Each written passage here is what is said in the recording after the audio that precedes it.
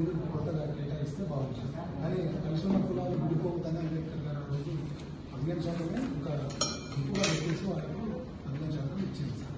జనాభా పెరిగిన తర్వాత ఇప్పుడు 341 ఆర్టికల్ ప్రకారం కూడా మనకు రాజ్యాంగ విరుద్ధమైన తీర్పు సార్ ఇది ఖచ్చితంగా. కాబట్టి వర్గీకరణ అనేది పూర్తిగా అసంబద్ధమైనది. 15 వరకు నుంచి ఉపయోగించడానికి రిజర్వేషన్ పెంచాలి. ఏమన్నా వెనుకబడ్డ కులాలు ఉంటే వాళ్ళ కోసం ప్రత్యేకంగా ప్యాకేజీ లేదన్న కేంద్ర రాష్ట్ర ప్రభుత్వాలు ఇవ్వాలి తప్ప వర్గీకరణ చేసి కలిసి మాట్లాడే దళితులను మాత్రం విడుదలవుతానని ఆ యొక్క ముఖ్య డిమాండ్స్ అండి.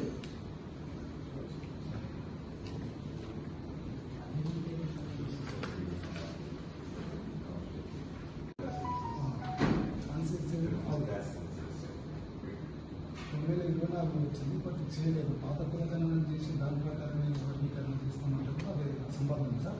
ఖచ్చితంగా 24లో కూడా కులగణన చేయలేదు.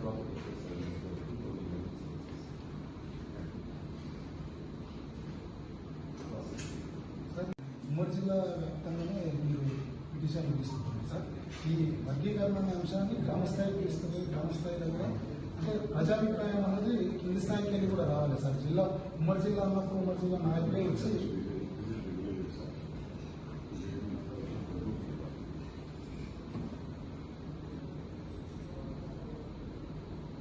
ఇంకోటి సార్, అది పార్లమెంట్ లో బిల్లు పెట్టి 1/2 అనేది 2/3 అనేది చేయాలి.